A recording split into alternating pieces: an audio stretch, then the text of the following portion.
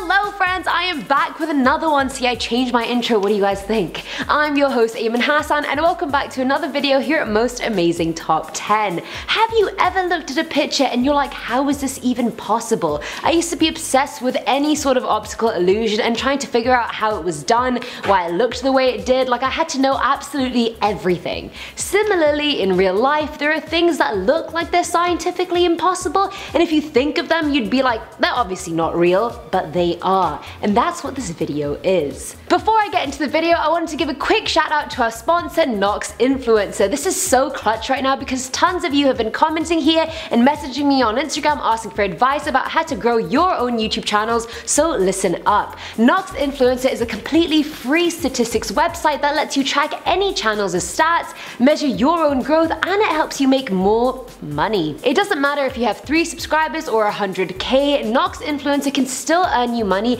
and you can get paid every 7 to 10 days. You may have heard of Social Blade, which does something similar, but I found Nox way simpler to use. It has lower requirements for your channel, and did I mention it can interchange between 10 languages? So if you're just starting out, this could be really useful for you, so do make sure to check out the link in the bio if you want. But anyway, this is the top 10 scientifically impossible places that actually exist. That was a mouthful. Starting us off with number 10 is the city of Kalachi. Kalachi is a rural city located in Kazakhstan, but residents have been facing a really weird epidemic. Locals have just been collapsing around the city in their homes, on the street, everywhere, and afterwards they fall into a deep sleep. Some have reported hallucinations, memory loss, and fatigue, and the epidemic spared absolutely no one, whether they were male, female, old, young, everyone was affected by it. It got so bad that the country itself recommended that the residents just evacuate the city. They guessed it could be exposure to radiation poisoning that was causing the epidemic, since the city is located near a uranium mine. But blood tests have come up negative for radiation poisoning, and another city which is located even closer to the mine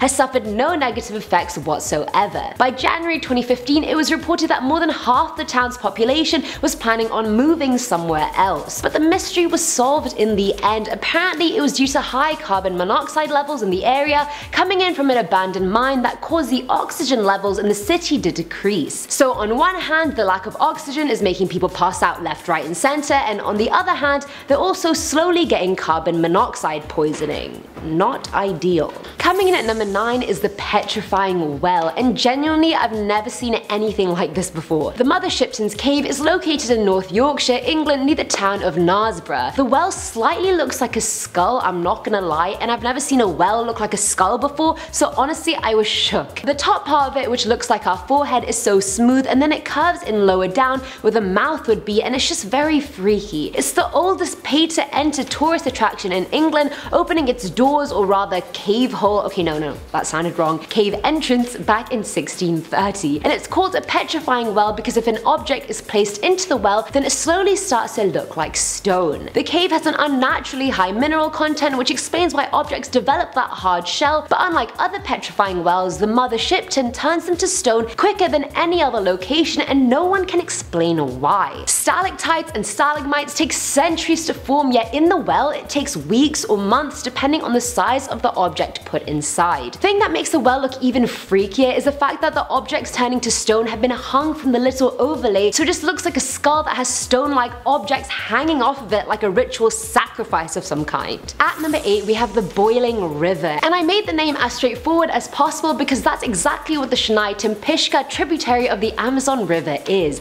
a boiling river. I know it's a tributary, but the boiling tributary just doesn't have the same ring to it, okay? And how many times have I said that word already? Please make it stop. But anyway, the Sinai-Timpishka is known as the only boiling river in the world. It's a full 6.4 kilometers long, and the temperature of the water ranges from 45 to nearly 100 degrees Celsius. For the most part, it stays around 90 degrees Celsius, which is around 194 degrees Fahrenheit, which is insane. Any animal that unfortunately finds itself in there by accident is toast. Its eyes would go first, and then it would actually cook from the completely inside out because it would be too tight to swim away, so it would just drown. Very morbid picture I just painted right there, I'm sorry about that, let's move on. For the most part, when a body of water has a higher temperature, it's because it's located near a volcano or one is feeding into it. However, the closest volcano to the Pishka is actually 700 kilometers away, so the only plausible explanation as of right now is that boiling hot water seeps through fault lines into the river from inside the earth.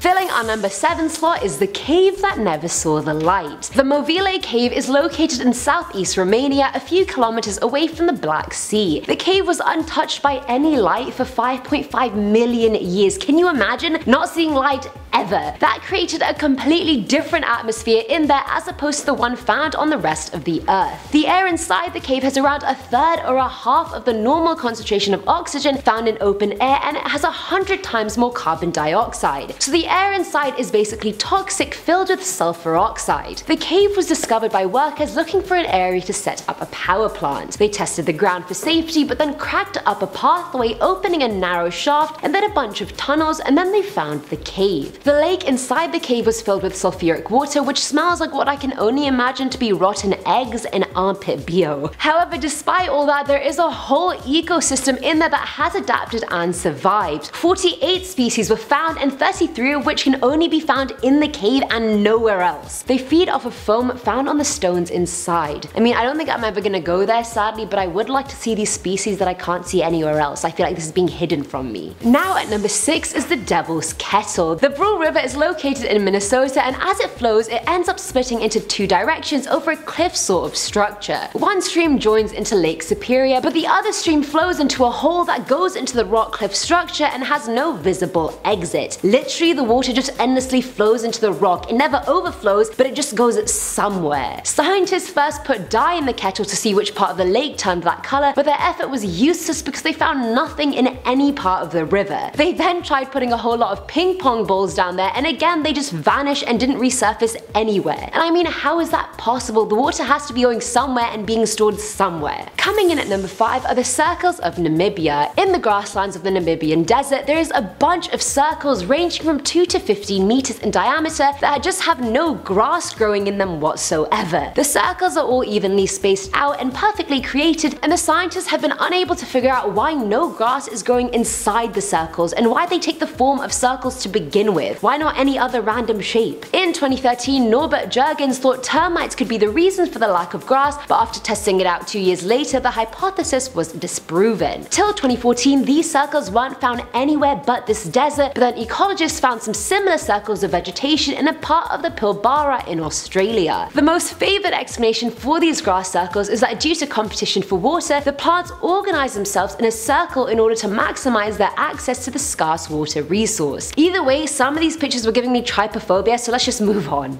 At number 4 is the Radioactive Lake. Lake Kalachi is located in the Ural Mountains in Russia. From 1951 onwards, the Soviet Union used the lake as a dumping site for radioactive waste from a nearby nuclear waste storage and reprocessing facility. The lake's water had more radioactive material in it than anywhere else on Earth. It's more radioactive than Chernobyl, and Chernobyl hasn't been populated since its explosion. It's so bad that if you stood near it, you would die within an hour. I don't like those odds. But not to worry, the lake was finally covered in concrete to try and lessen the danger around the area, yet it's still super unstable and radioactive. I can't even imagine what's happened to any animal that's ever drank water from this lake accidentally. Like, I don't want to think about it. Filling our number 3 slot are the Hessdalen Lights. The lights can be found in the rural centre of Norway overlooking the Hessdalen Valley. Locals can see floating lights of red, white and yellow all over the night sky every single day. And the lights move, they flash, they dance around and they shift shapes, and this event has been happening for over 4 decades, yet not many people know about it, let alone what causes it. One theory was that the lake below is radioactive and the radon inside rides dust particles, and when it becomes elevated it decays and then produces lights. Another theory suggests that the base of the lake valley has sulfuric acid which reacts to the water producing coloured sparks. I feel like a science teacher right now. But neither of these hypotheses have been proven, so to this day we have no idea where the lights magically come from, but since they're stunning, no one's really complaining either. Now at number 2 are the Neverending Storms. That's not a clickbaity title, I promise I would not do that to you guys. Over the Catatumbo River in western Venezuela, there are lightning storms every every day starting at 7 p.m. and lasting for 10 hours, and this happens 260 days a year. I really wasn't exaggerating about never ending. No one knows exactly why the storms happen, but the most favored theory is that the shape of the mountains nearby cause warm winds to collide with cold air coming from the Andes. That collision of wind and air is made worse by methane from a nearby oil field and the rapidly evaporating water below. Again, this is my third or fourth science lesson in this video. But that hypothesis hasn't been proven, so the occurrence is still a mystery. The weirdest part is that in 2010, one day the storm just stopped all of a sudden and it ceased to continue for 6